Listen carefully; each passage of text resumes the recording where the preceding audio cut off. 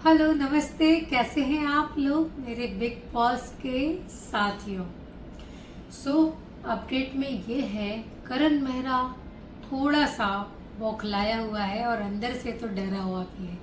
इसीलिए पहली बार मैंने एपिसोड में देखा कि उसने शिल्पा को, चुम को और दिग्विजय को ये कहते हुए मैंने सुना कि भाई अब मैं मांग रहा हूँ मदद तुम लोगों से और ये टाइम है मदद करने का, एक दूसरे को साथ में लेके चलने का। डेफिनेटली बिग बॉस का एक ऐसा घर है जो कि शुरू से दो गुट तो दिखता आया है, लेकिन हाँ, विवियन के ग्रुप में हमेशा से एकता रही है और इनके ग्रुप में कभी भी एकता नहीं रही है। कोई कभी भी चेंज हो जाता है। एकता कपूर नहीं हो, मैं वो वाली एकता की बात कर रही हूँ।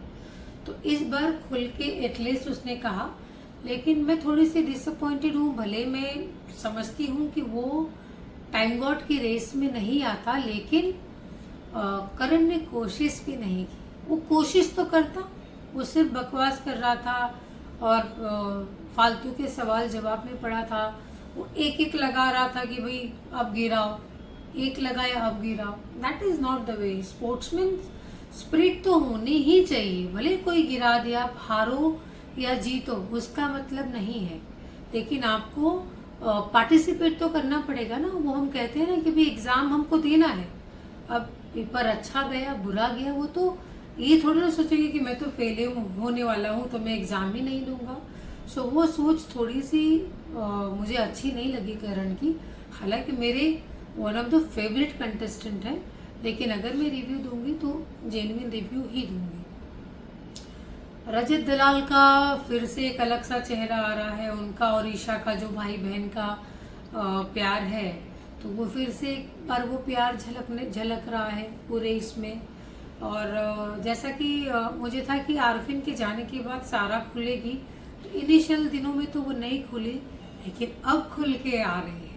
अब सारा अपना गेम भी दिखा रही है, बातें भी कर रही है, बहुत सारी चीजें हैं कि जो वो कर रही है और दिख रही है, अपने बलबूते पे दिख रही है। क्योंकि बिग बॉस का शो ही ऐसा है कि आप उसमें जितना दिखो, अपने पॉइंटर्स रखो। आपको गलत लगता है तो आप अपना पॉइंट ऑफ व्यू दो, राय दो उसके अंदर, अच्छा बुरा जो भी, लेकिन बोलो। आप जितना ज्यादा से ज्यादा स्क्रीन टाइम आप ले सकते हैं आप लो। अब आया सवाल, मेन मुद्दा अभी जो चल रहा है घर में, श्रुतिका और चुम की दोस्ती और लड़ाई। अब इसमें कौन गलत है कौन सही है ये तो आप सब दर्शक को पता है और मैं नहीं बोलना चाहूंगी, क्योंकि कुछ एक जगह में श्रुतिका सही है, कुछ एक जगह में चुम सही है। चुम को क्या है कि उसको बैलेंस करना आता है, लेकिन श्रुतिका के साइड से देखे तो श्रुतिका को ऐसा लगता है कि चुम सिर्फ एक तरफा ही देख रही है, करण की तरफ देख रही है, जबकि ऐसा नहीं है। जब करण को समझाना होता है तो वो समझाती है, डांटती भी। अब करण कोई दूध पीता बच्चा तो है नहीं कि आप उसको स्पून फीडिंग करो और जैसे बोलोगे वो चलेगा। तो उसने अपनी कोशिश की, वो नहीं मानता, नहीं सुनता है। तो चुम यहाँ पे मेरे हिसाब से बिल्कुल भी गलत नहीं लगती है, लेकिन जब वो समझा रही होती है तो वो श्रुतिका को पता नहीं होता है। तो एज द टाइम श्रुतिका को ऐसा लगता है कि तुम हमेशा हमको समझाने को आता है, तुमने कभी करण को नहीं समझाया। तो चुम की परिस्थिति जो है अभी थोड़ी सी डावाडोल है। एक आध बार तो ये भी कहते हुए सुना है कि यार हम यहाँ से चला जाए तो अच्छा है। So no chum, don't give up, you are actually wonderful soul. हम सब चाहते हैं, लेकिन आप अपना भी गेम खेलो। आप सिर्फ शिल्पा जी, करण या श्रुतिका उन्हीं के मुद्दे पे डिस्कस करते हो, उन्हीं के मुद्दे पे बात करते हो, उसके बाद कुछ भी हो आप इसके अलावा कुछ बहुत खास बेसिक करते हुए नजर नहीं आ रहे हो। Let's see. और बग्गा जी अपने में मज़े ले रहे हैं, चाय बना रहे हैं, चाय पिला रहे हैं।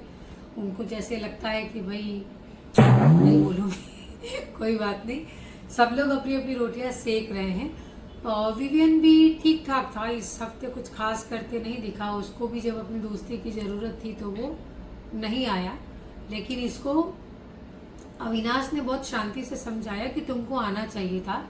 देन विवियन ने एडमिट किया कि हाँ मुझे आना तो चाहिए था, लेकिन मुझे समझ नहीं आ रहा था कि मैं क्या करूं।